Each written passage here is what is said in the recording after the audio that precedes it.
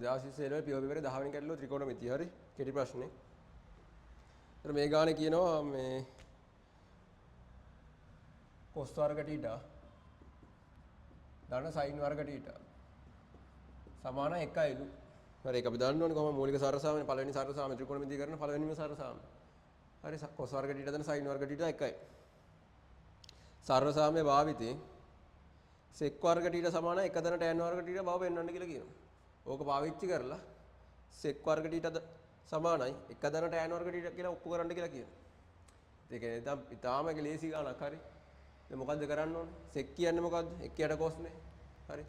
sec කියන්නේ 1යට cos. හරි. tan කියන්නේ sin යට cos. හරි. sin යට cos. එහෙනම් මොකද්ද කරන්න ඕනේ? වැලියු බැලුමටම පේනවා. මෙන්න මේ ප්‍රකාශනය මොකක් කරන්න හරිද? cos වර්ග θ ගෙන් බෙදුවනම් හරි. හරි. cos වර්ග θ ගෙන් බෙදුවනම් හරි. එතන මොකද්ද වෙන්නේ? මෙතන එකක් වෙනවා. එතන ලියනවා sin වර්ග θ යට cos වර්ග θ කියලා. හරි සමානයි 1යට cos වර්ග θ. හරි. sin වර්ග θ බෙදීම cos වර්ග θ කියන්නේ tan වර්ග θ. 1යට cos වර්ග θ කියන්නේ sec වර්ග θ.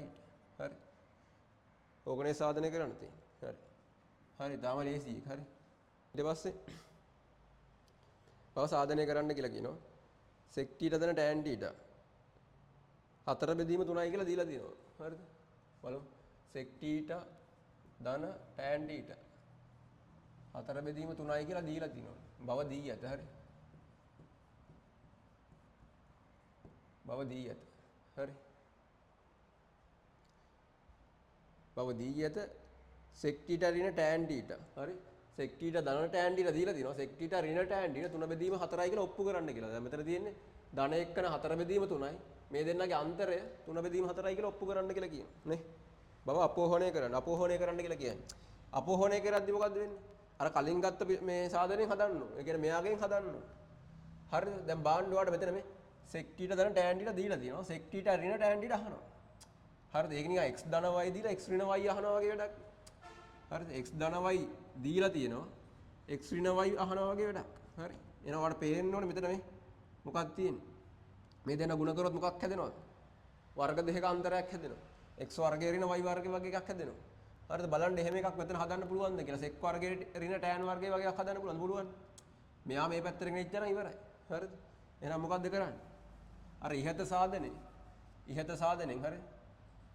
ඉහත සාධනෙන්. හරි. ඉහත සාධනේ. හරි. sec වර්ග θ ඍණ tan වර්ග θ එකයි. හරි. එක වේ. ඔහොම ලියවනම් හරි. sec වර්ග ඍණ tan වර්ග θ එකයි. හරි. මෙයා මේ පැත්තට ගෙනිච්ච. දැන් මෙතන තියෙන මොකද වර්ග දෙකක අන්තරය. කැඩුවා සාධක. sec θ ධන tan θ. හරි. වතාවක් sec θ ඍණ tan θ සමාන 1යි. හරි සමානයි 1යි. එතන මෙයාගේ අගය දීලා දෙනවා 4 බෙදීම 3යි කියලා. මෙයාගේ අගය කීයද කියලා අහන්නේ. හරි. ඊටාම ලේසි ගානක් මේක. හරි. නිකන් උත්තර නිකන් පේනවා මේකේ. හරි. මේ අර S2 පේන්න විතරයි ඕනේ. sec θ ඍණ tan θ 3 බෙදීම 4යි. හරි. හරි ඒ කොටසත් ඉවරයි. බව අපෝහණය කරන්න. n9 cos θ හොයන්න. cos θ ගේ උත්තරය දීලා තියෙනවා 24 බෙදීම 25යි කියලා බව පෙන්වන්න කියලා. cos θ ගේ උත්තරේ 24 බෙදීම 25යි කියලා පෙන්වන්න කියලා කියනවා. එහෙනම් මොකද්ද කරන්න ඕනේ? n9 ඒකත් n9 නේ. අපෝහණය කරන්න තියෙන්නේ. cos θ ගේ අද sec කියන්නේ මොකද්ද? මම කලින් පටන් ගද්දි මේක 1ට cos. හරි. එහෙනම් sec θ හොයාගත්තා නම් වැඩේ හරිනේ. ඊට පස්සේ පරස්පරය ගන්නනේ තියෙන්නේ. එහෙනම් මොකද්ද කරන්නේ?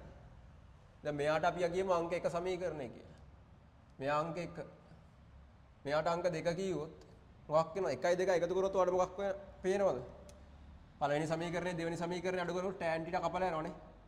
ධන tan θ ඍණ tan θ කපලා යනවා. ඒතර වම් පැත්ත වෙනවා 2යි sec θ කියලා. හරි. වම් පැත්ත වෙනවා 2යි sec θ කියලා. එක සමීකරණයට දෙක සමීකරණ එකතු කරොත් 1යි 2යි එකතු කරොත් tan θ කපලා යනවා. එහෙනම් 2ක් sec θ සමානයි 4 බෙදීම 3යි 3 බෙදීම 4යි එකතු කරන්න. පොදු හරය 12ට ගන්න. පොදු හරය 12ට ගත්තාම 4 වරක් 4 16යි 3 වරක් 3 9යි 16යි 9යි 25ක් කියලා එනවා. ඒ ඉන්නේ දෙකක් sec θ. හරි දෙකක් sec θ තමයි එන්නේ. එහෙනම් sec θ කියන්නේ කීයද? sec θ කියන්නේ 25 බෙදීම 24යි. ඇයි මේ දෙකේ ඉලක්කම යටින් ගෙනත් තියන්න එපා. හරි මේ දෙකේ ඉලක්කම යටින් ගෙනත් තියන්න. එහෙනම් cos θ කියන්නේ මොකද්ද? sec θ කියන්නේ ඉපැත් මේ පරස්පරයි. එහෙනම් cos θ සමානයි. මොකක් වෙනවද? 24 බෙදීම 25යි. හරි. තාම ලේසි මොකද මේක දැන් මේක තේරෙනවනේ මේ දෙකේ ඉලක්කම යටට ගියහම 25 බෙදීම 24යි. 25 බෙදීම 24යි. ඒ කියන්නේ sec θ. අහන්නේ cos θ. cos කියන්නේ 1 යට sec. එහෙනම් මෙයාගේ උඩයට මාරු කරලා හරි 24 බෙදීම 25යි. හරි. ඊටාම ලේසි ගණනක් ඒක හරි.